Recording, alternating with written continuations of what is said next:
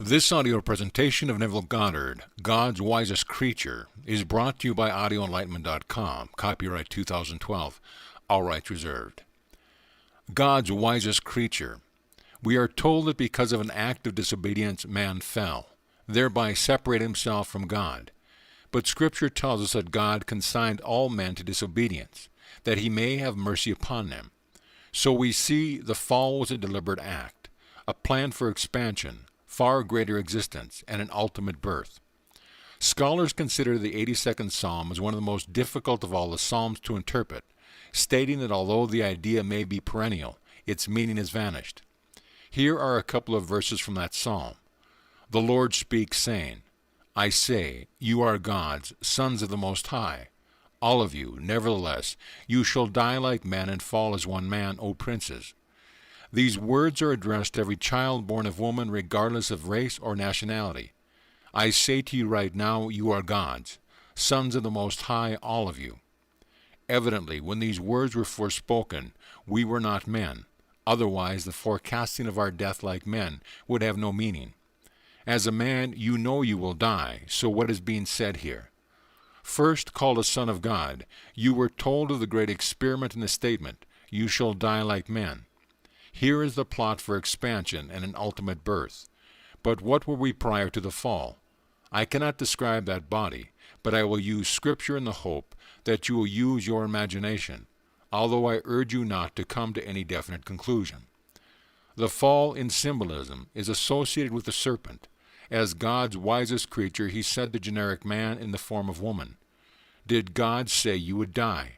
And she answered, Yes, if I ate the fruit from the tree of the knowledge of good and evil. Then he made this statement, God knows you will not surely die, but your eyes will be opened, and you will become like the gods, knowing good and evil. Genesis 3. The serpent has now become man. This serpent is described by Isaiah as a seraphim. Describing his vision, Isaiah said, I beheld the Lord sitting on the throne, high and lifted up. Above him were the seraphim. In Hebrew, the word means glorious celestial being, fiery serpent, noble one, prince. Our friend Marta departed this world on the 19th of July. Within a week after Marta's departure, our friend who was with her when she died had this vision. She saw Marta, the same dear girl we all loved. She was in a cage, heart-shaped but inverted, so that the base was wider than the top, with a line of division between the two sections. Marta was on one side, with an enormous serpent on the other, with rings of color from its tail to its head. Questioning her, Marta said, How much longer will it be until we become one? Picking up a book, the lady read aloud, After 6,000 years, man and serpent become one. You can tell the age of the serpent by the number of rings. Approaching Marta, preparing to count the serpent rings, she said, If Neville says it is so, and awoke. Now God speaks to man through the language of dream and makes himself known in vision. Here is a vision. My friend has come to the end of the road. She has completely finished the drama, and the two are now becoming one. Think about it. What would you get if you blended man and a serpent? A glorious firing being which Isaiah described as having 6 wings, 2 covering the face, 2 the feet, and 2 used for propulsion. You cannot describe the heavenly being you really are, yet you are gods, sons of the Most High, O princes. One being, containing all within himself, fell into division and resurrects into unity, into a holy temple of the Lord, in whom you also are built in. The act of resurrection is God's mightiest act, for he must awaken his sons, who deliberately fell into this world of decay and death. Dwell upon your true being, for although you have forgotten it, you are a son of God. You had to forget this truth in order to assume the limitation of this cross called man. But before this assumption, our one grand hope was for expansion and ultimate birth. Having fallen into division, we will return to a unity far greater than we knew prior to the descent. Without defining exactly what you look like, suppose you are now the being spoken of as a son of God. You certainly are not a man, because you must fall into man and die like men. Knowing that no man takes your life, you lay it down yourself. You have the power to lay it down and the power to lift it up again. You agree to take upon yourself this garment of anatomy called man, which is filled to overflowing with passion. Now, believing yourself to be human, you have emptied yourself of your power and wisdom. You cannot restrain the impulse to act, even though you were told that if you entertained one concupient thought, you would die. Can you now see that the drama is psychological and not physical? The moment you contemplate an act, it has been committed. Whether it is pleasant and you may be inclined to do it physically, or you restrain the impulse to act upon that which you are contemplating, the act is already done. You have heard it said of old, "You shall not commit adultery." But I say to you that any man who looks upon a woman lustfully has already committed the act with her in his heart. Here you see the whole drama put into the psychological frame. It is not good enough to restrain the impulse. You can't even have it. God consigned you to disobedience by giving you a garment of passion, and then telling you that if you entertained one concupient thought, you would die. There is not a thing you as man have ever done that God has seen something to be blamed in the act, and in the end, God in His infinite mercy will step beyond and arouse you. Having tasted what it is to be man in the world of death, you, a son of the Most High, will add what you have extracted from being man to God's glory. Before you fell into this world of man, you were infinitely greater than any man who ever walked the face of the earth. You have no ancestor comparable to the being you really are. Although you emptied yourself of your divine power and wisdom, it is still awaiting your return, and you will return expanded beyond the wildest dreams of what you were prior to the fall. One man, containing all men, fell into division, and all men are gathered one by one and redeemed into the unity of the one man who fell. This structure is slowly built as a holy temple of the Lord, in whom you are also built in. Let no one tell you that you did anything wrong to cause your descent. It was because God challenged Himself to literally die and overcome death. This you will know to be true when you begin to stir within yourself. Then your brain will become alive, and you will awaken the tomb of your skull, from which you will come out.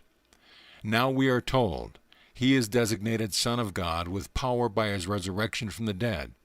If you read Scripture carefully, you will discover that the babe wrapped in swaddling clothes is not a birth, but a sign of birth.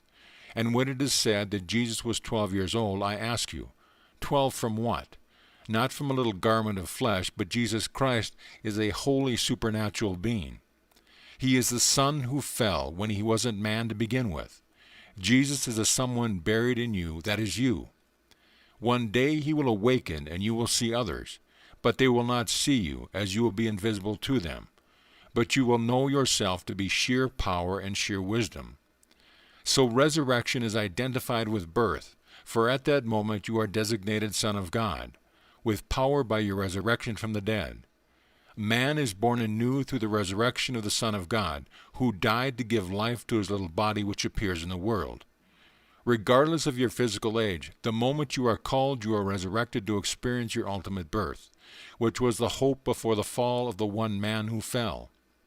Although this may seem too spiritual, I am telling you of your true background. You do not have any ancestor who is a son of God. You are. You have deliberately forgotten it for a little while, but no one here comes close to the nobility of the being you really are. You are the seraphim, a glorious, flaming, celestial being, the noble one. Even though our association with the serpent is one of fear, the seraphim and those around the throne of God. What are we dealing with here is creative. Having eaten of the tree of good and evil, man judges, but God sees neither right or wrong. Allowing man to do what he wills, God knows that man will be redeemed and return more glorious, more luminous than before his descent. Let no one tell you that because of your disobedience you are separated from God, for your separation was both a tragedy and a triumph. A tragedy because you fell into death, and a triumph because you will rise into life everlasting.